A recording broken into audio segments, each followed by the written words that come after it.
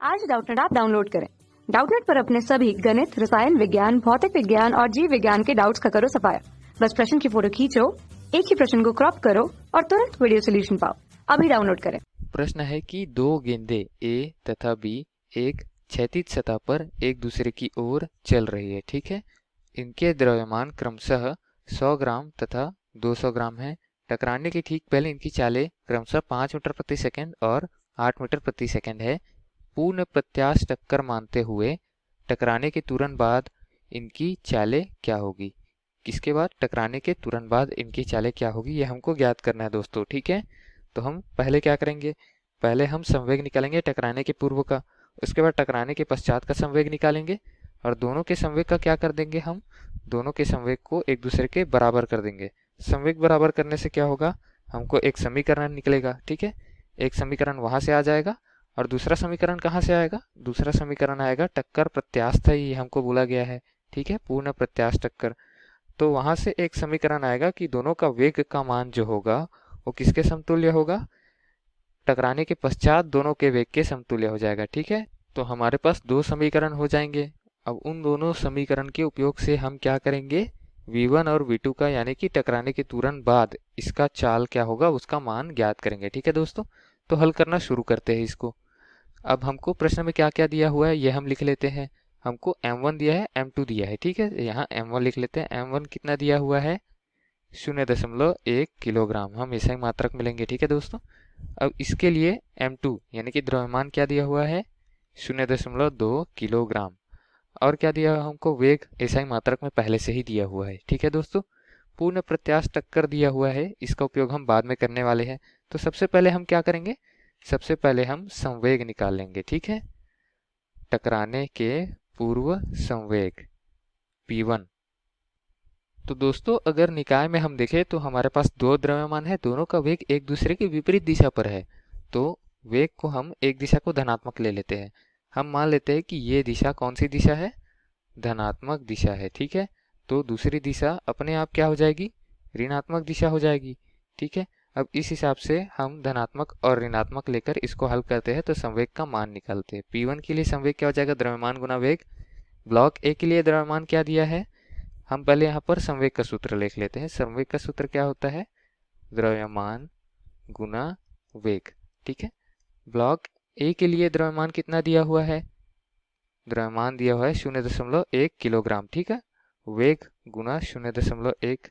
ठीक, अब इसमें धनात्मक क्यों लगा हुआ है, क्योंकि ये इस दिशा पर है जहां पर धनात्मक मैंने लिखा हुआ है। ठीक है दोस्तों, अब इस दिशा पर है। ठीक, दूसरा देख रहे हैं कि विपरीत दिशा पर है तो हम ऋणात्मक लगा देंगे। ठीक है, और इसका द्रव्यमान क्या है, 0.2 और इसका वेग क्या है, 8 मीटर प्रति सेकेंड।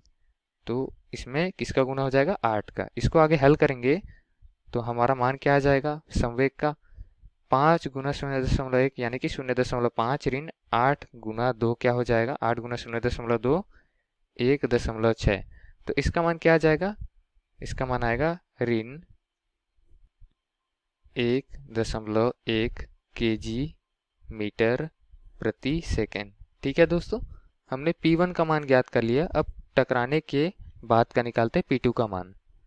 तो टकराने के बाद का संवेग P2 का मान क्या हो जाएगा हमारे पास, टकराने के पश्चात क्या देखेंगे हम कि जो 100 ग्राम वाला, मतलब ये ए ब्लॉक है, वो जिस दिशा पर जा रहा है उस दिशा पर ना जाकर उसके विपरीत दिशा पर जाएगा, यानी कि हम उसको नकारात्मक में लेंगे, ऋणात्मक में लेंगे। ठीक है दोस्तों, तो ऋणात्मक लेकर उसको हल करते हैं। P2 बराबर क्या आ जाएगा, ऋण में इसका हमको द्रव्यमान कितना दिया है, 0.1 kg, और हम मानते हैं कि इसका वेग क्या हो जाएगा, इसका वेग जो है वो v1 हो जाएगा। ठीक है, और इसका दिशा क्या हो जाएगा, इसका दिशा हो जाएगा धनात्मक की ओर। ठीक है दोस्तों, इसका जो वेग का दिशा जो इस दिशा पर ऋणात्मक दिशा में था पहले, वो अब धनात्मक दिशा पे हो जाएगा। तो हम इसको धन में लिखेंगे। ठीक है, यहाँ पर ऋणात्मक मुझे v के तरफ लगाना था लेकिन मैंने सामने लगा दिया हुआ है। ठीक है, ताकि ये गुना में है ये पता चल सके। धन, उसका द्रव्यमान क्या था, 200 ग्राम, तो 0.2 गुना v2 लिख देते हैं इसको। अब हम क्या देख रहे हैं यहाँ पर कि हमारे पास दो समीकरण उपस्थित हो चुके हैं। ठीक है, तो दोनों समीकरण क्या है, टकराने के पूर्व और टकराने के पश्चात का संवेग। हम क्या जानते हैं, हम जानते हैं कि निकाय के लिए क्या होता है, संवेग संरक्षण का नियम होता है, यानी कि टकराने के पूर्व संवेग और टकराने के पश्चात का संवेग क्या होगा, दोनों एक समान होंगे या दोनों का मान बराबर होगा दोस्तों। ठीक है, तो इससे क्या होगा, P1 यानी कि टकराने के पूर्व का संवेग बराबर हो जाएगा P2 के। दोनों संवेग हमने P1 निकाला है, उसका मान यहाँ P2 पर रख देंगे। 1.1 जो ऋणात्मक में था वो किसके समतुल्य हो जाएगा, वो हो जाएगा ऋण 0.1 V1 धन 0.2 V2 के बराबर हो जाएगा। अब इसको हम दे देते हैं समीकरण नंबर 1।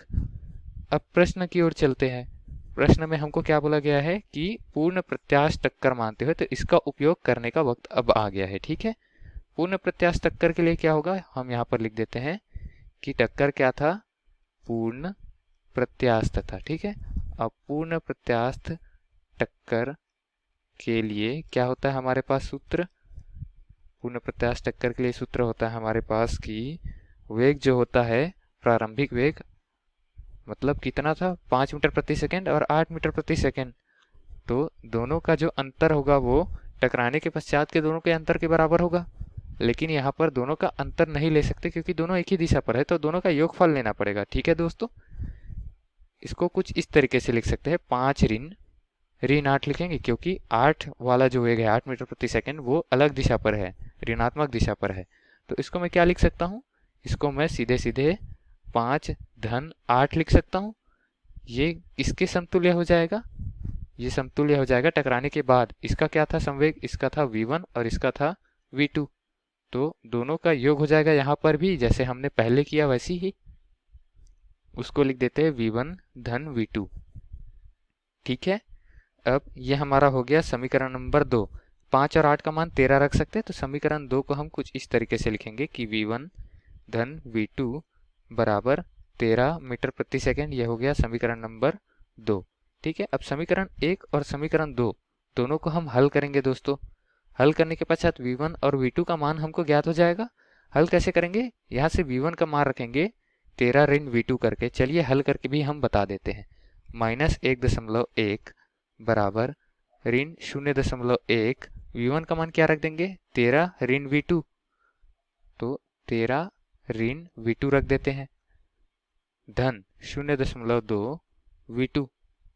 अब इसको हम हल करेंगे तो मान क्या आ जाएगा, ऋण 1.1 बराबर 13 गुना 0.1 करने से मान क्या आ जाएगा, ऋण 1.3, और 0.1 का V2 के साथ गुना होगा तो ऋण ऋण क्या हो जाएगा, धन 0.1 V2 धन 0.2 V2। यहाँ से V2 का मान ज्ञात हो सकता है हमको, हम 1.3 को उधर ले जाएंगे तो इसको क्या लिख सकते हैं, 1.3 ऋण 1.1 यानी कि 0.2 बराबर 0.3 V2। तो V2 का मान क्या आ जाएगा, V2 का मान आ जाएगा हमारे पास 0.2 बटे 0.3, यानी कि इसको क्या लिख सकते हैं हम, इसको लिख सकते हैं 2/3 मीटर प्रति सेकेंड। ठीक है दोस्तों, V2 का मान हमने ज्ञात कर लिया, यहाँ से V1 का मान भी हम ज्ञात कर सकते हैं। ये हमारा उत्तर है ना। जो हमने अभी V2 ज्ञात किया है वो क्या है, वेग है किसका, B ब्लॉक का। ठीक है, हमको क्या ज्ञात करना था, चाल ज्ञात करना था ना, तो चाल क्या हो जाएगी, चाल में दिशा नहीं होती, हमने दिशा के साथ निकाला है, धनात्मक आया मतलब वेग क्या है, इस दिशा पर है। ठीक है, और चाल क्या हो जाएगी, अगर मैं दिशा हटा दूं तो यह चाल ही तो बन जाएगी, 2/3 मीटर प्रति सेकेंड चाल है। ठीक, अब हम V1 का मान निकालेंगे, तो समीकरण 1 में क्या था, ये V1 धन V2 बराबर 13 था समीकरण 2, तो यहाँ से हम V1 का मान निकाल सकते हैं 13 ऋण V2 करके। V1 बराबर क्या हो जाएगा, 13 ऋण 2/3 बराबर क्या हो जाएगा, 13 × 39 ऋण 2/3, यानी कि इसका मान क्या आ जाएगा, 37/3 मीटर प्रति सेकेंड। ठीक है दोस्तों, तो यहाँ से हमने V1 का मान भी ज्ञात कर लिया। V1 यानी ब्लॉक ए का चाल, ब्लॉक ए का चाल हमारे पास क्या प्राप्त हुआ है, 37/3 मीटर प्रति सेकेंड। ठीक है दोस्तों, ये उत्तर है दिए गए प्रश्न के लिए। धन्यवाद। कक्षा 6 से 12वीं से लेकर नीट, IIT, JEE वो एडवांस के लेवल तक 1 करोड़ से ज्यादा छात्रों का भरोसा। आज ही डाउनलोड करें डाउटनेट ऐप या व्हाट्सएप करें अपने सारे डाउट्स 8400 400 400 पर।